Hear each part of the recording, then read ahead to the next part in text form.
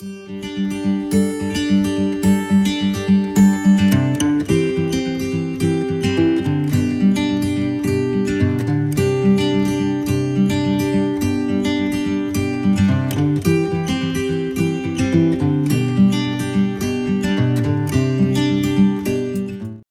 Bapak Ibu, selamat pagi, selamat beribadah. Kita akan bersukacita menerima berkat Tuhan di hari Minggu yang istimewa ini, hari Sabat milik Tuhan. Bapak Ibu, sebelum kita mendengar firman Tuhan, mari lebih dahulu kita datang kepada Tuhan di dalam doa. Bapa yang Maha Kasih, Yesus Tuhan kami, bersyukur berterima kasih karena Tuhan setia memberkati kami bersama keluarga. Teristimewa ketika di hari Sabat ini Tuhan, bersama keluarga kami masing-masing, kami datang menghampiri Tuhan karena kami rindukan akan sabda firman Tuhan. Oleh karena itu Tuhan, kami telah menyiapkan tanah hati kami yang paling subur. Kami telah menyiapkan telinga kami sebagai seorang murid. Sehingga ketika firman-Mu datang kepada kami yakini firman-Mu tidak akan pernah kembali dengan sia-sia. Namun firman-Mu justru akan memberkati kehidupan kami. Karena lewat firman-Mu itu pula Tuhan, Engkau menuntun hidup keluarga kami berjalan di jalan benar dan selamat yang Tuhan sudah siapkan.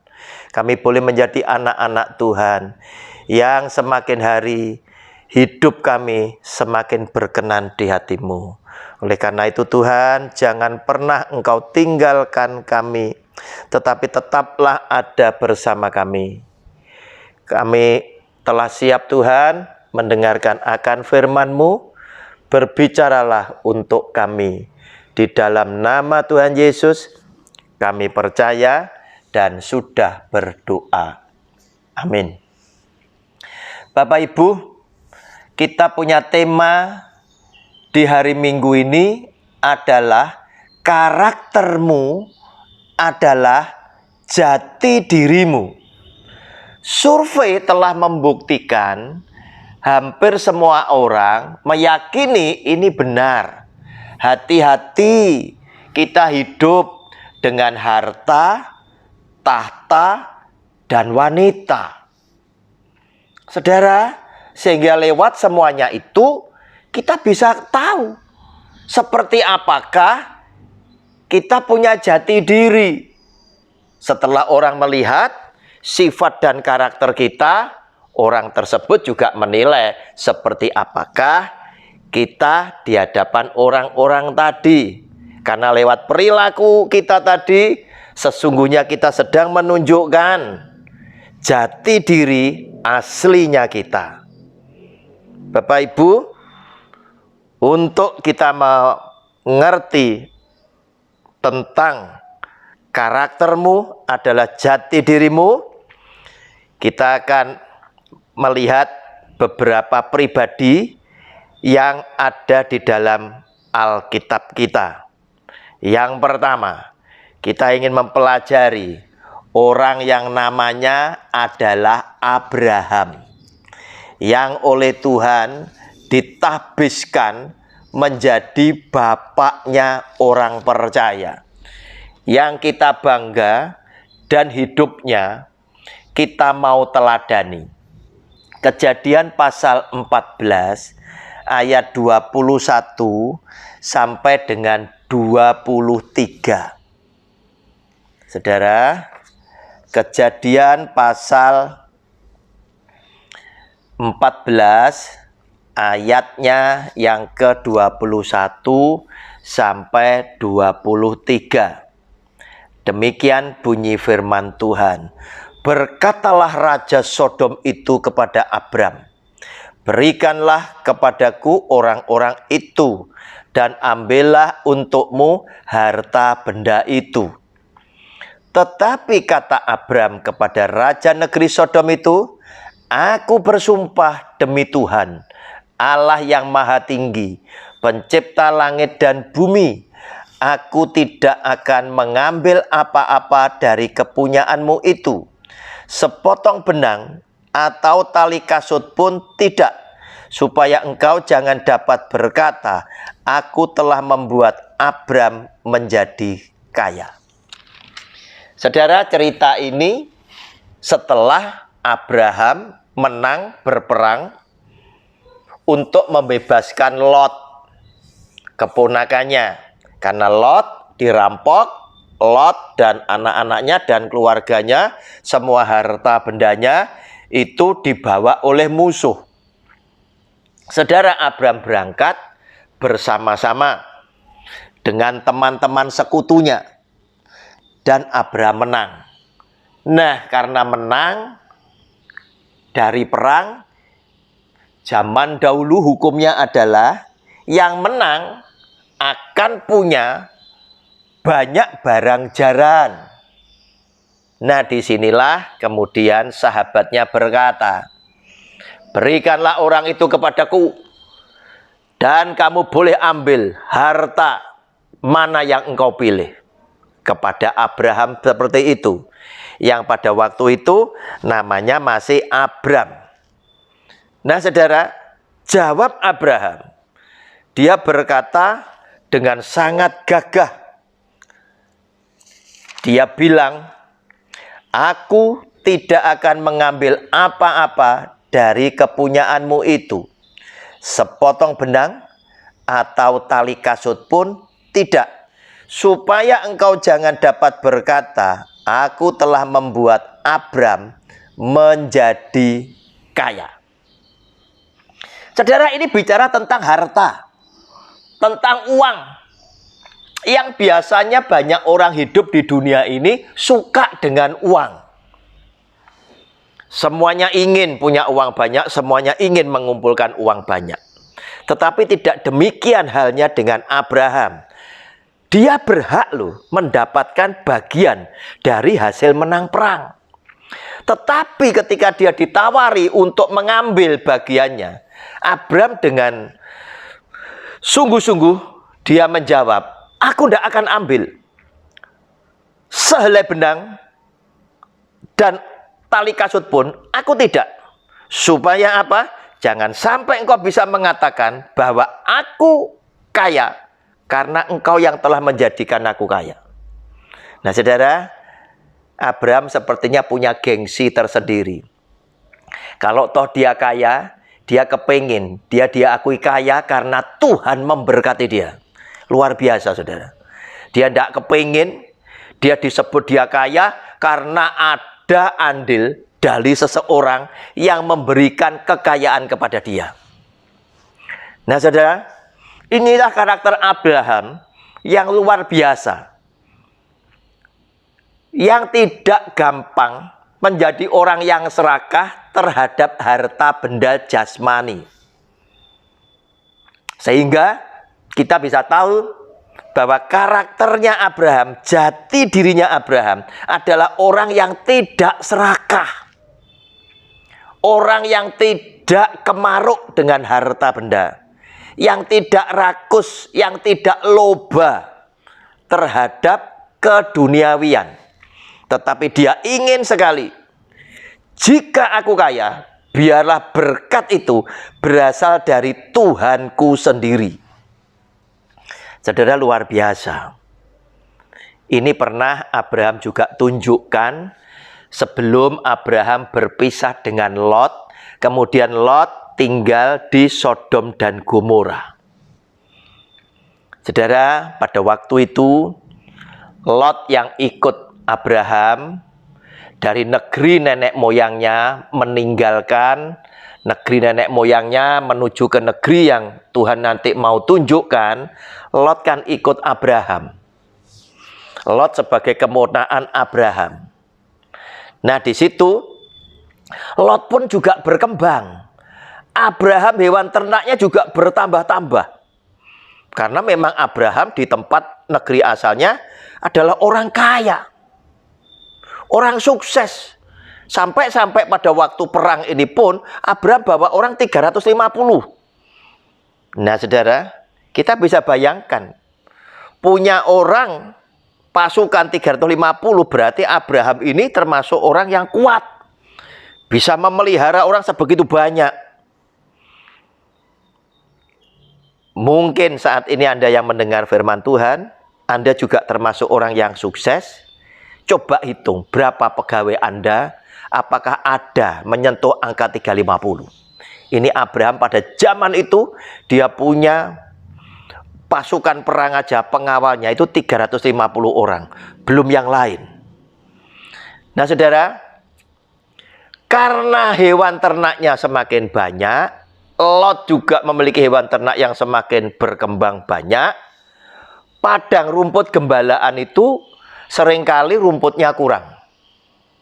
Maka gembala Lot dan gembala Abraham itu bertengkar, berebut rumput untuk hewan ternak gembalaannya.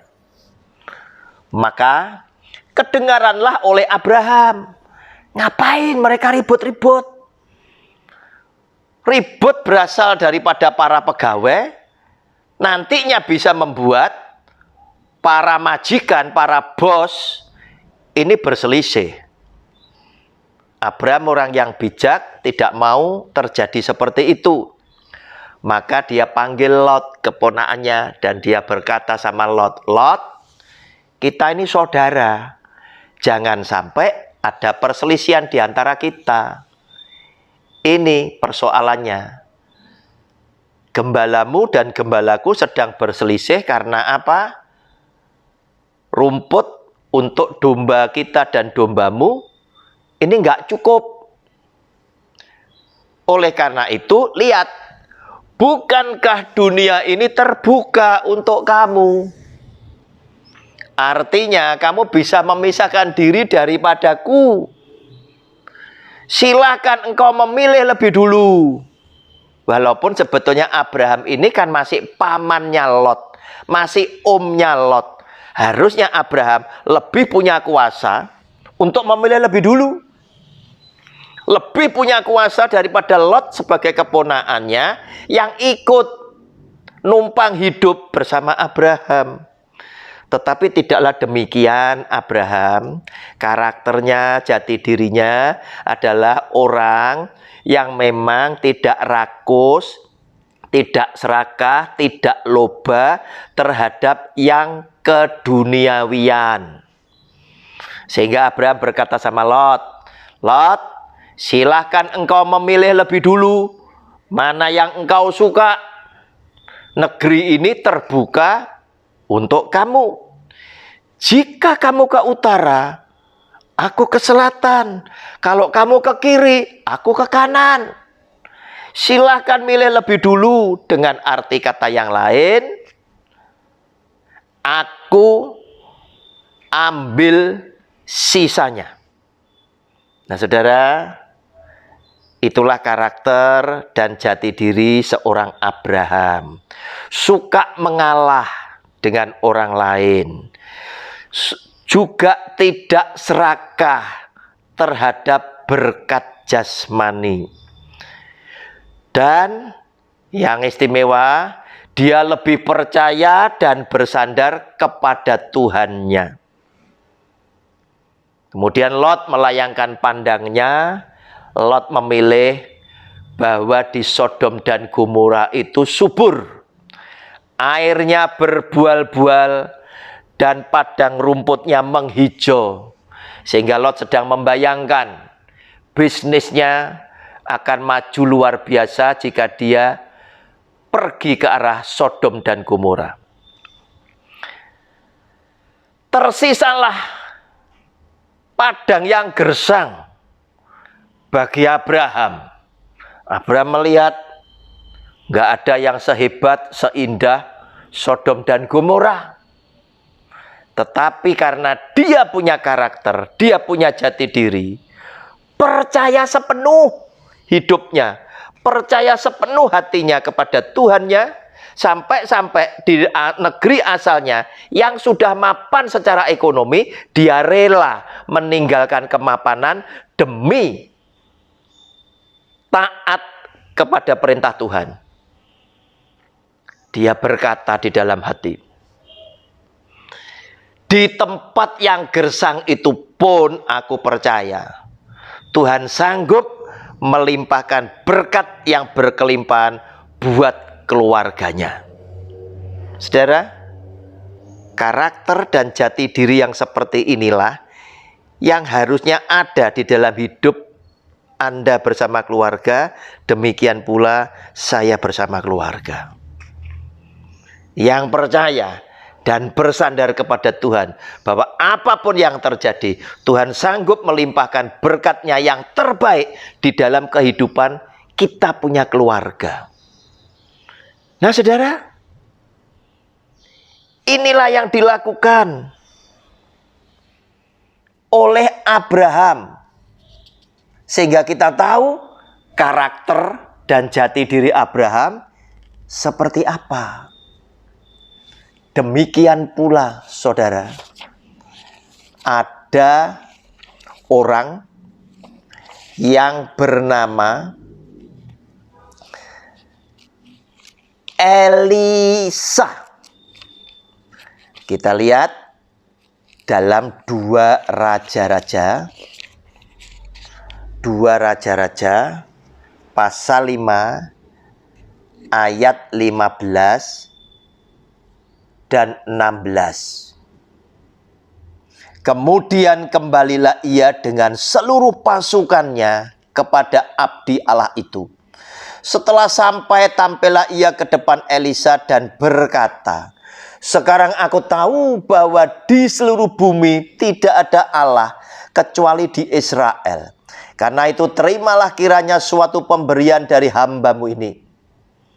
Ini 1 kereta penuh dengan emas, perak, dan barang-barang berharga yang bisa dipakai oleh Elisa hidup 7 turunan lebih. Tetapi Elisa menjawab, demi Tuhan yang hidup, yang di hadapannya aku menjadi pelayan, sesungguhnya aku tidak akan menerima apa-apa. Dan walaupun Naaman mendesaknya supaya menerima sesuatu, ia tetap menolak. Saudara, ini juga bicara tentang harta. Hati-hati dengan harta, tahta, dan wanita. Naaman ternyata datang dengan ucapan syukur setelah dia disembuhkan, bawa 1 kereta, emas, perak, dan barang-barang berharga dari negeri asalnya untuk diberikan kepada Elisa yang sudah dipakai Tuhan menyembuhkan dia dari penyakit kusta. Dan dia mengakui bahwa ternyata di Israel ini ada Tuhan yang dahsyat. Saudara, apa yang dikatakan oleh Elisa?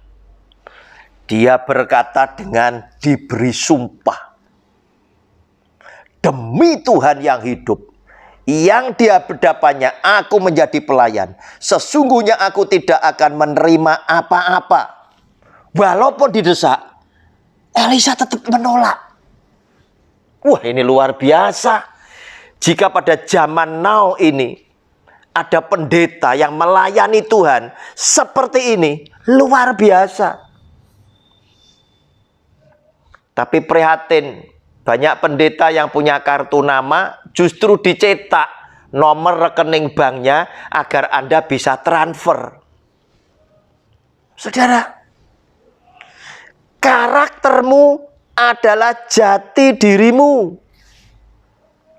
Sehingga dengan demikian kita bisa tahu seperti apakah Abraham, seperti apakah Elisa.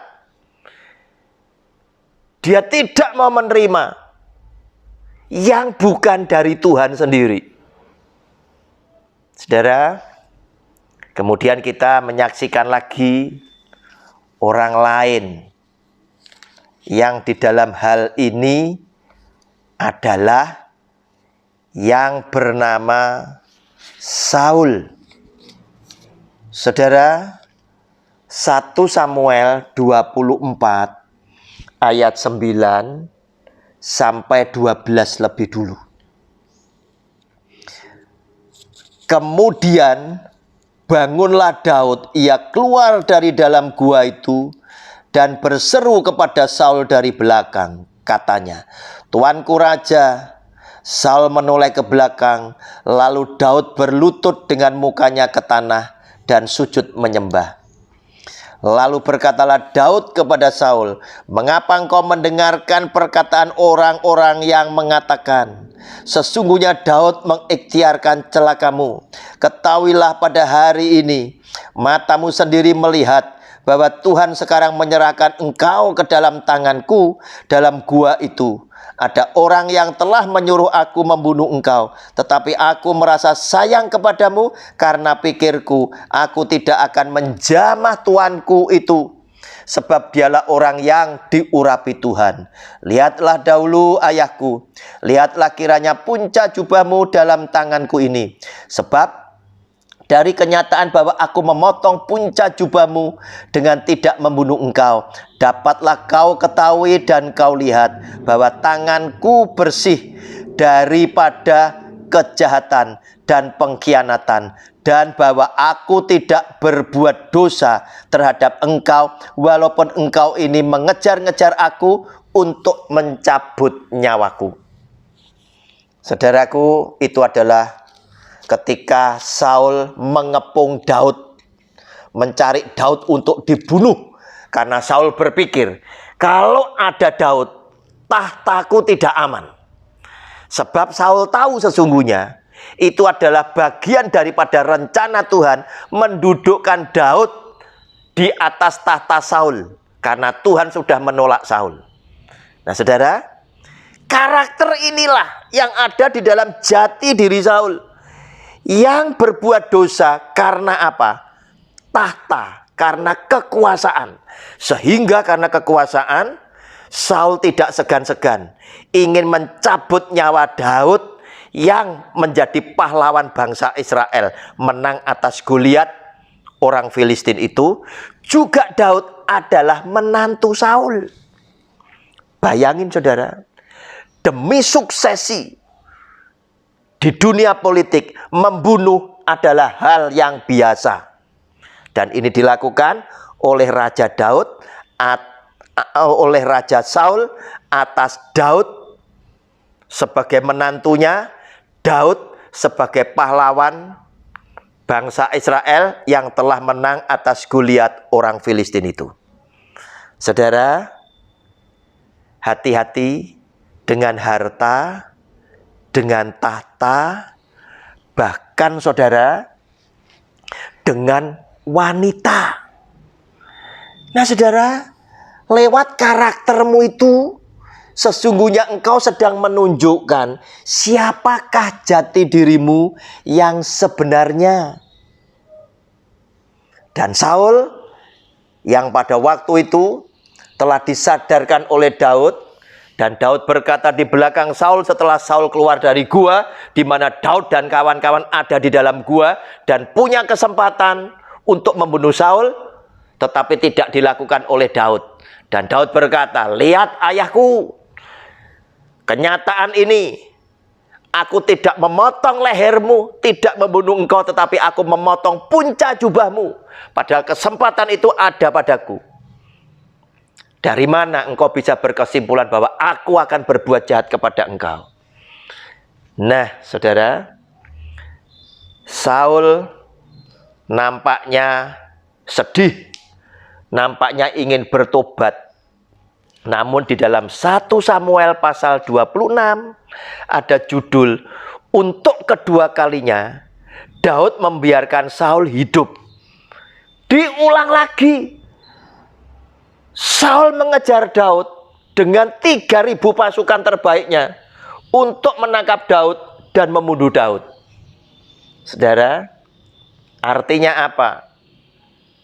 Saul yang tahu bahwa itu bagian rencana daripada Tuhan, tetapi ingin menggagal rencana Tuhan, berarti dia adalah orang yang bebal atas perintah Tuhan, orang yang sengaja berseberangan dengan Tuhan, sehingga dengan demikian Tuhan tahu tentang karakter Saul, maka Tuhan tidak akan pernah ngampuni dosa Saul, bahkan Tuhan menghukum Saul dengan kematian. Saudara, sekarang siapa yang tergelincir dengan survei yang sudah terbukti benar? Hati-hati orang hidup dengan harta, tahta, dan wanita. Ternyata justru orang pilihan Tuhan sekalipun bisa jatuh di dalam dosa karena perempuan, yaitu atas jati diri Daud. 2 Samuel pasal 12 ayat 9 sampai 14. Mengapa engkau menghina Tuhan dengan melakukan apa yang jahat di matanya? Uria orang Het itu kau biarkan ditewaskan dengan pedang. Istrinya kau ambil menjadi istrimu, dan dia sendiri telah kau biarkan dibunuh oleh pedang Bani Amon. Oleh sebab itu, pedang tidak akan menyingkir dari keturunanmu sampai selama-lamanya. Karena engkau telah menghina aku dan mengambil istri Uria orang Het itu untuk menjadi istrimu. Beginilah firman Tuhan, bahwasanya malapetaka akan kutimpakan ke atasmu yang datang dari kaum keluargamu sendiri. Aku akan mengambil istri-istrimu di depan matamu dan memberikannya kepada orang lain. Orang itu akan tidur dengan istri-istrimu di siang hari, sebab engkau telah melakukannya secara tersembunyi. Tetapi aku akan melakukan hal itu di depan seluruh Israel secara terang-terangan. Lalu berkatalah Daud kepada Natan, aku sudah berdosa kepada Tuhan. Dan Natan berkata kepada Daud, Tuhan telah menjauhkan dosamu itu, engkau tidak akan mati. Walaupun demikian, karena engkau telah berbuat dengan perbuatan ini, telah sangat menista Tuhan, pastilah anak yang lahir bagimu itu akan mati. Saudara yang dikasihi oleh Tuhan, hati-hati dengan harta, tahta, dan wanita. Karaktermu adalah jati dirimu. Ternyata Daud adalah pribadi yang mudah tergoda dengan keelokan perempuan. Nah saudara, inilah yang dilakukan oleh Daud. Sesuatu yang keji, sesuatu yang kejam, sehingga dia menista Tuhan dengan tidak menghormati Tuhannya. Karena dengan keji, dia mengambil Batseba dengan membunuh Uria lewat pedang Bani Amon. Saudara, hati-hati.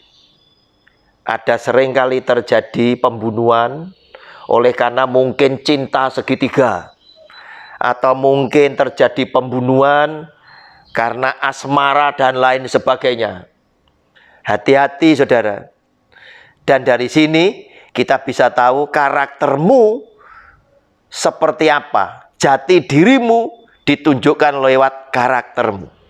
Namun saudara, walaupun Daud punya kelemahan dengan perempuan, tetapi karakter Daud yang sesungguhnya adalah orang yang mengasihi kepada Tuhannya.